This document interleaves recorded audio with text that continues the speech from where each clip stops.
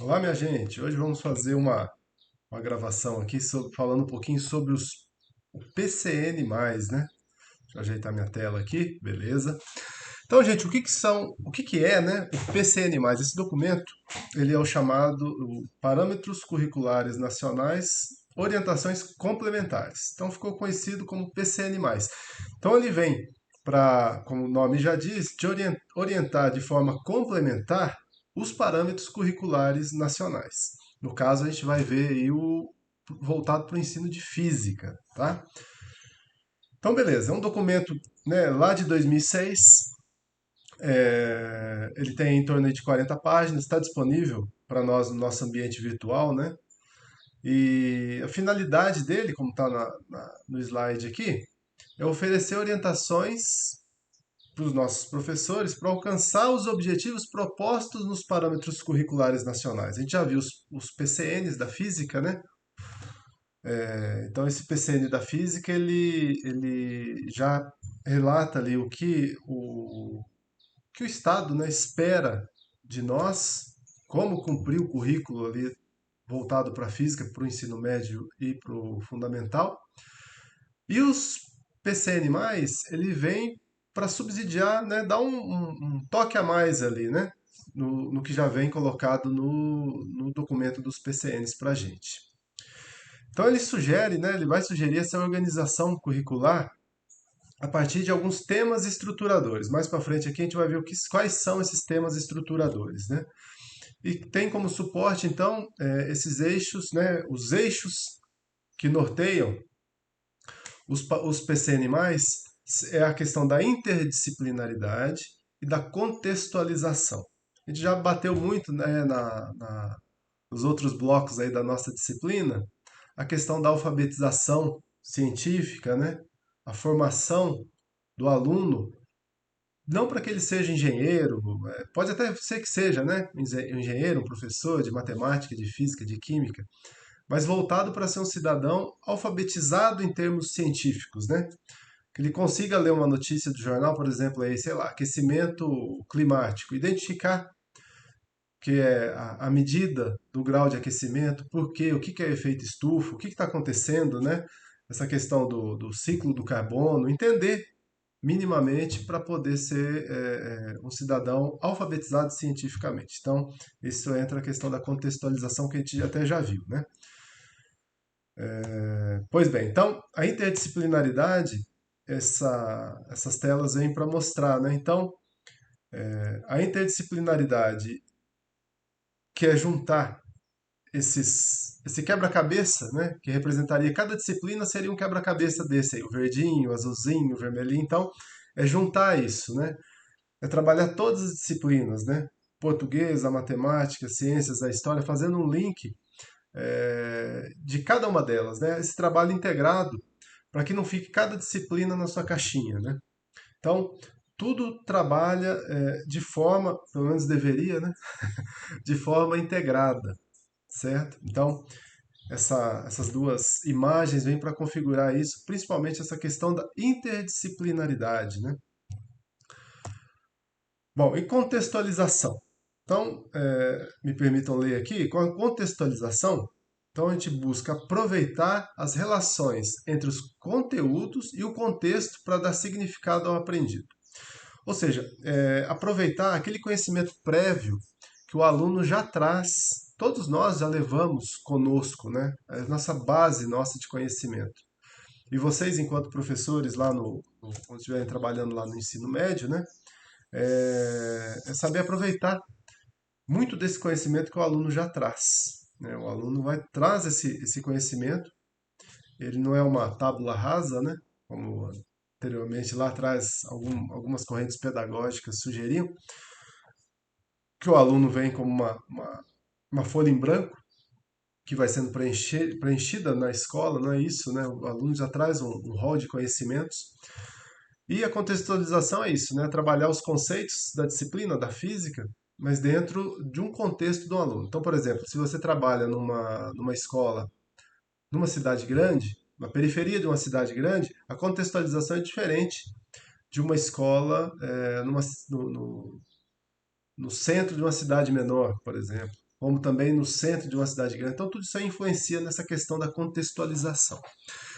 Então, a contextualização também pode ser entendida como um tipo de interdisciplinaridade, uma vez que aponta para o tratamento de certos conteúdos como contexto de outros, né? Então, a gente pode trabalhar um aspecto da, sei lá, da história voltado na física, né?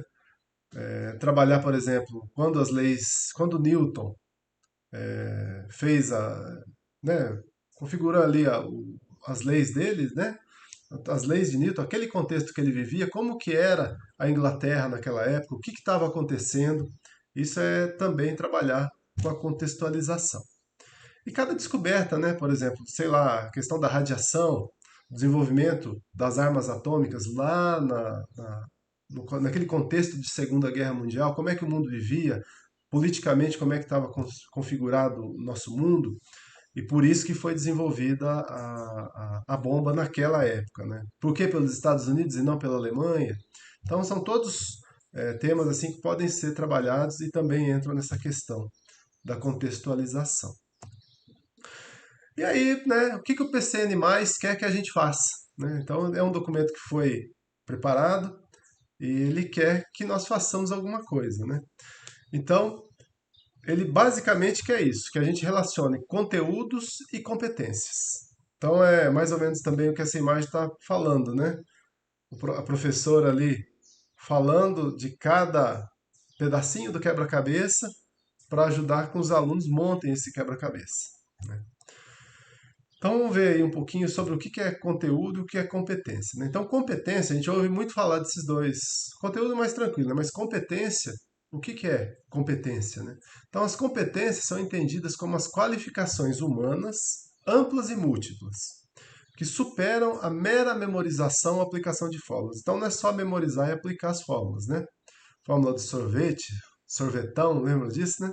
Ali da cinemática, a gente decorava assim. Ou ainda o acúmulo de informações com um fim em si mesmo, sem uma perspectiva posterior de mobilização em novos contextos. Então tá, veja bem, o próprio Enem ele vem para quebrar um pouco disso. Os vestibulares mais antigos, né, da minha época, eu que já passei dos 40, vocês aí, muitos ainda não, né? Mas assim, o vestibular ele tinha um contexto diferente, os vestibulares da grande maioria das universidades, um contexto diferente do que o Enem tem hoje. O Enem hoje é mais uma interpretação, né? Então, assim, não tem nada demais também a gente memorizar. A memorização também é importante. É uma forma de aprendizado, não deixa de ser importante. Mas não é só a memorização, né? Por isso que é essa questão de não ficar só no acúmulo de informações por si mesmo. Não passa e a gente esquece a maioria das coisas, né? Como eu já esqueci muita coisa de biologia, de química, né? Coisa que a gente não trabalha, a gente estuda muitas vezes só para passar na prova ali, né? Aí esquece aquilo tudo.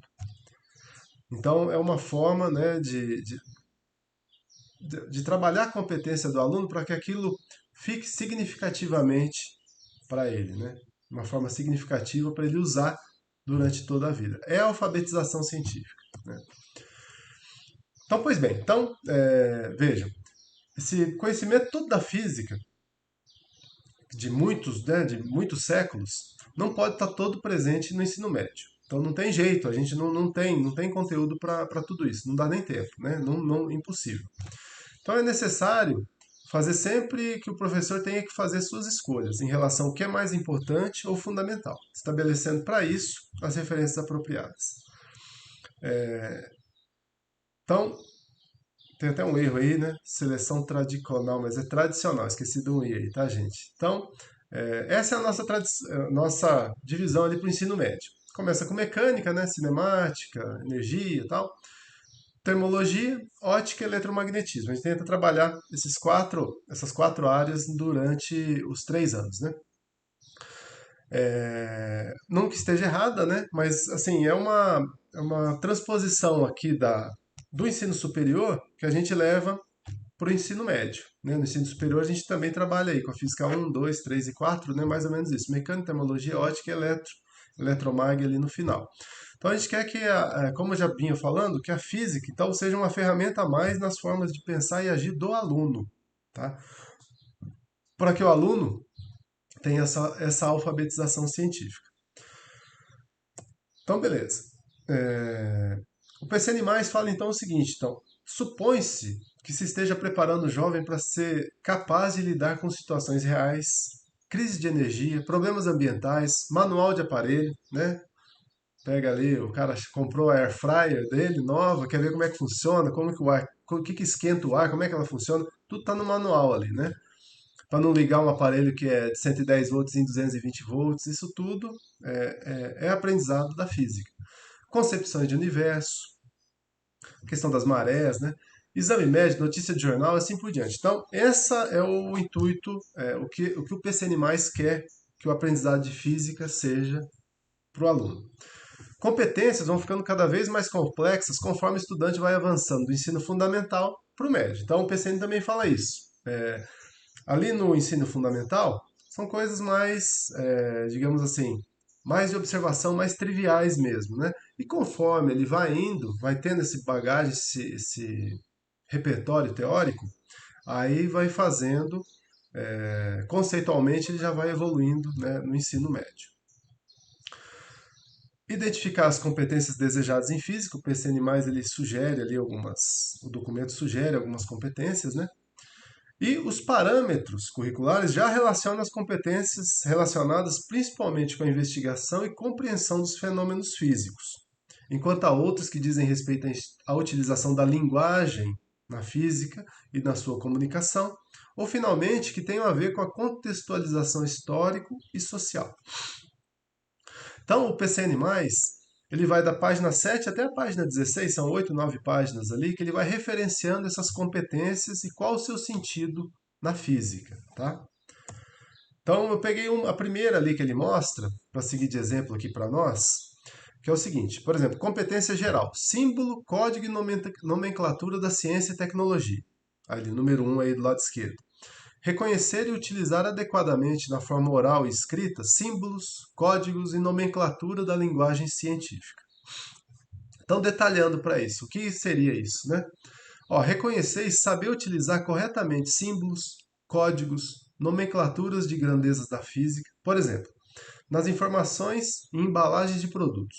Reconhecer símbolo de massa e volume. Então, assim, um caminhão é mais indicado que ele indique o peso em tonelada e não em grama, né?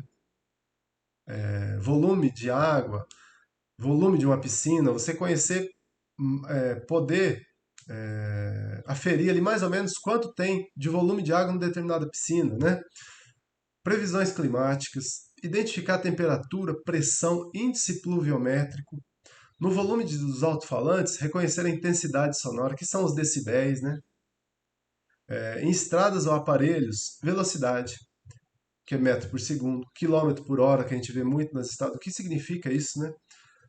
Rotações por minuto, que às vezes o marcador do carro tem ali também.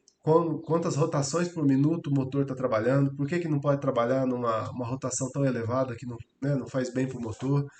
Em aparelhos elétricos, códigos como W, watts, né, questão da potência, V, que é a tensão, ou A, de intensidade, amperagem, né, a intensidade da corrente, tabelas de alimentos, valores calóricos, né, todo mundo aí querendo emagrecer. O que significa isso, né? Conhecer as unidades e as relações entre as unidades de uma mesma grandeza física para fazer traduções entre elas e utilizá-las adequadamente. Por exemplo, identificar que uma caixa d'água de 2 metros cúbicos é uma caixa de 2.000 litros. Então, fazer essa transferência nessa transformação de conversões. Aí, por exemplo, aquele exemplo aí que eu tinha falado antes, né? Tonelada é uma unidade mais apropriada para expressar o carregamento de um navio do que 1 milhão de gramas, né? Então, assim, por que a gente trabalha com base 10, né? Então é isso. Então, são as ferramentas que o PCN+, vai nos dando para o nosso trabalho no ensino médio, tá?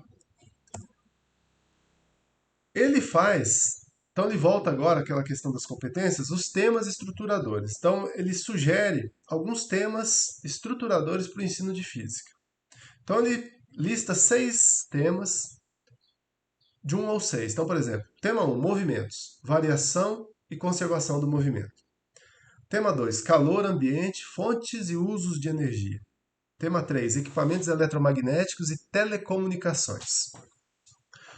Tema 4, som, imagem e informação. 5, matéria e radiação. Já entra aí um pouco na física moderna, né? Se a gente conseguir trabalhar isso é interessante. E tema 6, universo, terra e vida. Esse tema do universo, terra e vida, muito utilizado já no ensino fundamental, né? Como eu falei, que começa a estruturar ali o arcabouço teórico dos alunos. Então, são temas muito utilizados aí já no ensino fundamental, esse tema estruturador 6. Ele sugere também, o PCN+, quando você vai avançando no documento, a organização do trabalho escolar. Então ele fala, você vê que é um documento bem completo, gente, é muito interessante, é como se fosse um manual de instruções mesmo. Muitas vezes os professores, né, a gente não conhece, mas são documentos que a gente tem que fazer uso, né? Por isso que é importante a gente vê-lo agora, né? Então, veja, ele faz uma sugestão, ele sugere três, lá tem, se eu não me engano, são três sugestões. E aqui eu peguei a primeira para mostrar para nós. Então, ele faz uma organização de trabalho escolar no primeiro, segundo e terceiro ano do ensino médio. Então, por exemplo, no primeiro semestre do primeiro ano, movimentos, variações e conservações de energia. No segundo semestre do primeiro ano, trabalhar com calor, ambiente, fontes e usos de energia. Tá? No segundo ano, equipamentos eletromagnéticos e telecomunicações, som, imagem e informação. Então, trabalhar a parte de som e de ótica ali no segundo semestre do segundo ano do ensino médio. No terceiro ano, trabalhar com matéria e radiação e com o universo, terra e vida. Aqui a gente pode trabalhar com a parte da astronomia. Também dá para inverter, talvez ali universo, terra e vida, começar no primeiro ano do ensino médio, substituindo ali talvez por calor, jogar ele para o segundo, trabalhar eletromagnetismo e um pouquinho de matéria e radiação, seria uma introdução aí à física moderna no terceiro ano. Isso tudo dá para adaptar. E o professor, né, no caso vocês, podem adaptar de acordo com o contexto da tua escola, com o material que você tem, com o perfil dos alunos, né? Então, assim, dá para a gente trabalhar, depende muito se a gente trabalha à noite ou não, se é de dia, né? Tudo isso aí, esse perfil que cabe aí, que dá para trabalhar junto com o pessoal da escola e você, enquanto professor, dá para adequar essa questão da organização, né? Tá bom?